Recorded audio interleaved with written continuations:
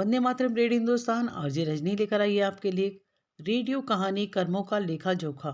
बेटा बनकर, बेटी बनकर, दामाद बनकर और बहू बनकर कौन आता है जिसका तुम्हारे साथ कर्मों का लेना देना होता है। लेना देना नहीं होगा तो नहीं आएगा। एक फौजी था, उसके माँ बाप नहीं थे, शादी नहीं की, बच्चे नहीं, भाई नहीं, बहन नहीं, अकेला ही कमा कमा के फौज में जमा करता जा रहा था। थोड़े दिन में एक सेठ जी जो फौज में माल सप्लाई करते थे, उससे उसका परिचय हो गया और दोस्ती हो गई। सेठ जी ने कहा, जो तुम्हारे पास पैसा है वो उतने का उतना ही पड़ा है, तो मुझे दे दो, मैं कारोबार में लगा दूं तो पैसे से पैसा बढ़ जाएगा, इसलिए तुम मुझे दे दो। फौजी मान गया। फौजी ने सेठ जी को पैसा दे दिया। सेठ जी ने कारोबार में पैसे को लगा, कारोबार उनका चमक गया, खूब कमाई होने लगी, कारोबार बढ़ गया। थोड़े ही दिनों में लड़ाई छिड़ गई। लड़ाई में फौजी घोड़ी पर चढ़कर लड़ने गया। घोड़ी इतनी बदतमीज थी कि जितनी जोर से लगाम खींचे उतनी ही तेज भागे। खींचते खींचते उसके गलफर तक कट गए, लेकिन वो दौड़कर दुश्मनों के गोल घेरे में जाकर खड़ी हो गई। दुश्मनों ने एक ही वार किया और फौजी भी मर गया और घोड़ी भी मर गई। अब सेठ जी को जब मालूम हुआ कि फौजी मर गया तो सेठ जी बहुत खुश हुए कि फौजी का कोई सगा संबंधी है नहीं, तो अब ये पैसा किसी को नहीं देना पड़ेगा। अब मेरे पास पैसा भी हो गया, कारोबार भी चमक गया, लेने वाला भी नहीं रहा। तो सेठ जी बहुत खुश हुए। कुछ ही दिनों बाद सेठ जी के घर में एक लड़का पैदा हो गया।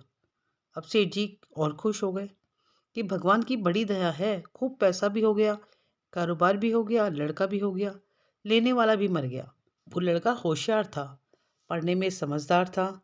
सेठ जी ने उसे पढ़ाया लिखाया। जब वह पढ़ लिख कर बड़ा हो गया तो सोचा कि अब ये कारोबार संभाल लेगा, चलो अब इसकी शादी कर दी जाए। शादी करते ही घर में बहुरानी आ गई। अब उसने सोचा कि चलो बच्चे की शादी हो गई है तो अब कारोबार संभाल लेगा। लेकिन कुछ ही दिनों में सेठ के लड़के की तबीयत खराब हो गई। अब सेठ लगा डॉक्टरों के पास दौड़ने, हकीम के पास गया, डॉक्टर के पास गया, वैद्य के पास गया, लेकिन किसी को कुछ समझ नहीं आया। वैद्य ने भी दवा खिला रही थी, डॉक्टर भी दवा खिला रहे थे, लेकिन दवा असर ही नहीं कर रही थी। पैसा बर्बाद हो रहा था और बीमारी बढ़ती जा रही थी। रोग कट ही नहीं रहा था, पैसा खूब लग रहा था। अंत में डॉक्टर ने कह दिया कि मर्ज लाइलाज हो गया, इसको अब असाध्य रोग हो गया, ये बच्चा 2 दिन में मर जाएगा। डॉक्टरों के जवाब देने पर सेठ जी निराश होकर बच्चे को लेकर रोते हुए आ रहे थे। रास्ते में एक आदमी मिला और बोला, अरे सेठ क्या हुआ, बहुत दुखी लग रहे हो। सेठ ने कहा, ये बच्चा जवान था, हमने सोचा बुढ़ापे में मदद करेगा, अब ये बीमार हो गया। बीमार होते ही इसके इलाज के लिए खूब पैसे खर्च किए, जिसने जितना मांगा उतना दिया, लेकिन आज डॉक्टरों ने जवाब दे दिया कि अब ये बचेगा नहीं, असाध्य रोग हो गया, लाइलाज मर्ज है, अब ले जाओ घर, 2 दिन में मर जाएगा। आदमी ने कहा, अरे से तुम क्यों दिल छोटा कर रहे हो, मेरे पड़ोस में एक वैद्य दवा देते हैं, 2 आने की पुड़िया खाकर मुर्दा भी उठकर खड़ा हो जाता है। जल्दी से तुम वैद्य की दवा ले आओ और बच्चे को खिला दो, बेटा ठीक हो जाएगा। सेठ जी दौड़कर गए, 2 आने की पुड़िया ले आए और पैसे दे दिए। दवाई की पुड़िया बेटे को खिलाई, बेटा पुड़िया खाते ही मर गया। अब सेठ जी रो रहे थे, बिलख रहे थे, सेठानी भी रो रही थी, बिलख रही थी। घर में बहुरानी और पूरा गांव भी रो रहा था। गांव में शोर मच गया कि बहुरानी की कमर जवानी में टूट गई। सब लोग रो रहे थे। तभी वहां पर एक महात्मा जी आए और बोले, ये रोना धोना क्यों लगा रखा। लोग बोले, इस सेठ का एक ही जवान बच्चा था, वो भी मर गया, इसलिए सब लोग रो रहे हैं, सब दुखी हैं। महात्मा बोले, सेठ जी रोना क्यों। सेठ बोला, महाराज जिसका जवान बेटा मर जाए वो रोएगा नहीं तो क्या करेगा। महात्मा बोले, तो आपको क्यों रोना। सेठ बोला, मेरा बेटा मरा तो किसको रोना। महात्मा बोले, उस दिन तो आप बड़े खुश थे। सेठ ने कहा, किस दिन। महात्मा बोले, फौजी ने जिस दिन पैसे दिए थे। सेठ कहता है, हाँ कारोबार के लिए पैसा मिला तो खुशी तो होनी थी। महात्मा बोलते हैं, और उस दिन तो आपकी खुशी का कोई ठिकाना ही नहीं था। सेठ बोलता है, किस दिन। महात्मा, अरे जिस दिन फौजी मर गया। आपने सोचा कि अब तो पैसा भी नहीं देना पड़ेगा, माल बहुत हो गया, कारोबार खूब चमक गया, अब देना भी नहीं पड़ेगा, बहुत खुश थे। सेठ कहता है, हाँ महाराज खुश तो था। महात्मा, और उस दिन तो आपकी खुशी का ठिकाना ही नहीं था, पता नहीं कितनी मिठाइयाँ बट गई। सेठ, किस दिन।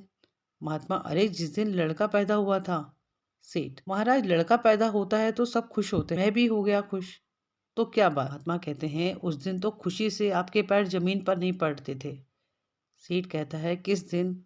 महात्मा कहते हैं, अरे जिस दिन बेटा ब्याहने जा रहे थे। सेठ कहता है, महाराज, बेटा ब्याहने जब भी कोई जाता है तो हर आदमी खुश होता है। मैं भी खुश हो गया। महात्मा कहते हैं, तो जब इतनी बार खुश हो गए तो जरा सी बात के लिए क्यों रो रहे हो? सेठ कहता है, महाराज, ये जरा सी बात है, जवान बेटा मर गया, ये जरा सी बात है।